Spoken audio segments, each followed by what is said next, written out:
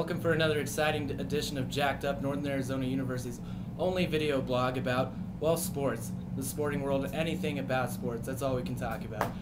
I'm McMillin, your host. I'm the sports editor of the Lumberjack, your college newspaper, and joined with me is my sports writing team of Chuck Constantino. Go ahead and say hi, Chuck.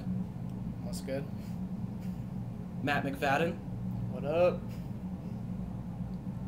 Brandon Smith. Hi. And of course, assistant sports editor Nate Alcorn. Repeating champion, baby. So here's how the rules work. We'll go into a sort of a debate topic. Everybody will get their chance to talk.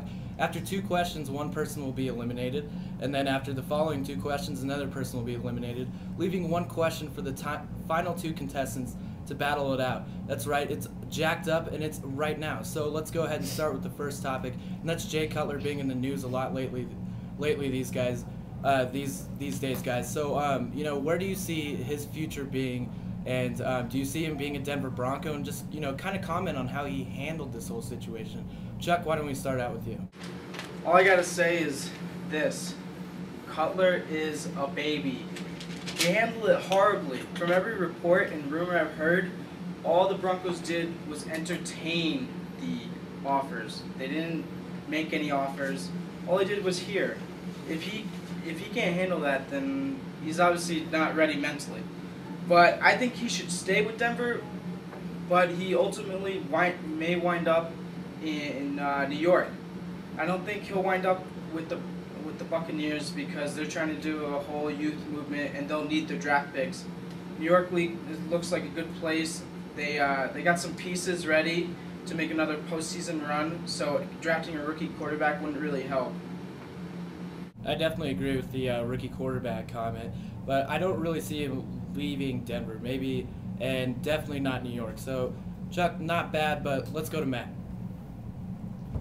I'm going to have to agree with Chuck on this one. McDaniels really did nothing wrong, just listening to trade offers. Every coach does that, and he's just trying to make money like everyone else. I don't see Cutler leaving anywhere.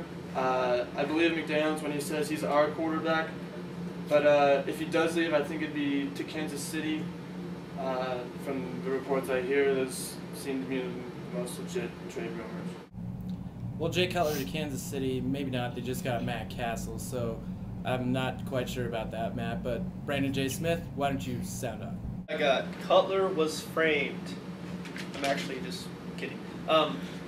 I think the situation with Cutler was, it didn't make any sense to me because they entertained trade rumors, but then he freaked out about it.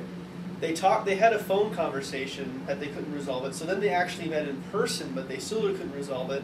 That makes me think that either Jay was unreasonable or McDaniels didn't know how to relate to him. So I think in the end they'll get over it once football starts and they can just focus on playing football and not about the off-season stuff. But overall, I don't see him going anywhere else. All right, Brandon J., again, another good argument. I don't see him going anywhere else.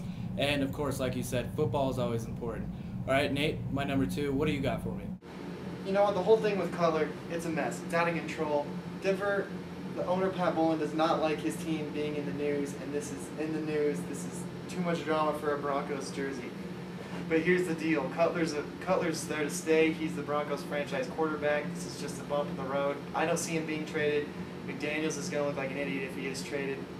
I get any possibility it's going to happen before draft day. But honestly, Cutler's there to stay. He's their quarterback. This will get resolved. Yeah, I'd have to agree with you. It's definitely going to get resolved, and these guys have to resolve it because if they don't, it's just going to cause more drama in the locker room. So moving on, we're going to go to a little bit of NAU sports. That's right, a little local. And, all these seasons are coming to a close. We have men's basketball, women's basketball, soccer, volleyball, cross country, swim and dive. All these seasons are coming to a close right now with only a few still running. So with all these being said and done, guys, we had some dismal seasons and some good seasons. A Big Sky championship from the women's soccer team, a second place finish by the swim and dive team. So I'm going to ask you guys with that, who is the best NAU team as of so far, and who's the worst? We'll start with you, Nate. Go ahead. Well, let's start off with the best. I really appreciate what the swim and dive team did this year. They broke a lot of school records, and They did some really good things, and I think they fly under the radar here because it's not a spectator sport, but props to them for a reasonably successful season. I think they did okay, and it was fun reading about it, whatever reporting I did on it. As far as worst goes, I wasn't a fan of men's basketball this year. They just didn't seem to have the want or the drive to win any basketball games this year.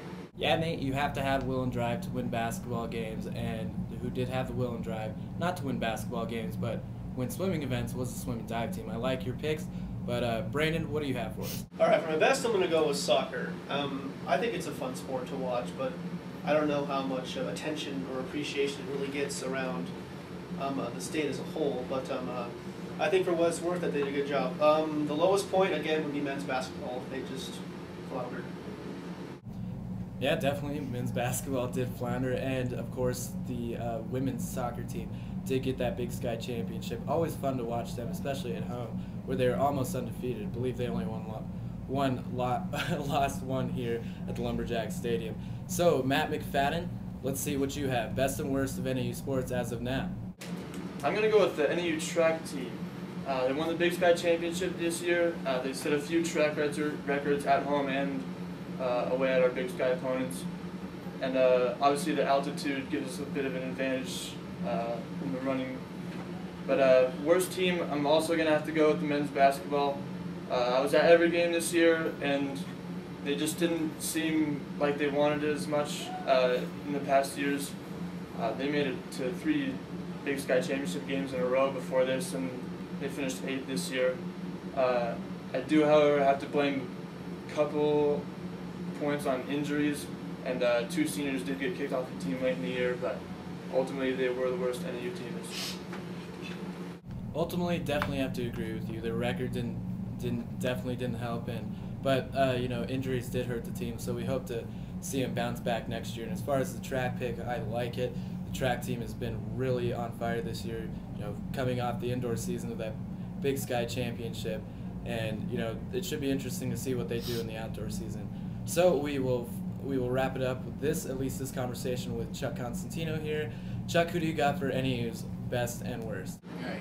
I'm going to have to go with women's soccer. They finished with record best wins, and they won the Big Sky championship. They played some good opponents and held their own against them, and they made it to the big dance. So I'm going to have to go with women's soccer. They're looking good.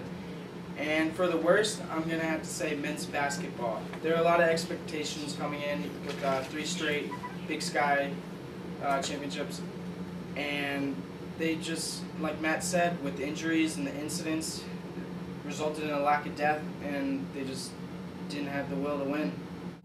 Right on, Chuck. Good answers, man. I definitely agree with most of your points. Not all, but most. So that comes up to our elimination, our first time on Jacked Up here. And guys, I know you were really nervous, and this is just really going to look horrible on your resumes, but not really. So our official first loser of Jacked Up is Brandon J. Smith. I am sorry to eliminate you, but that's how the cookie crumbles. Brandon, what do you have to say?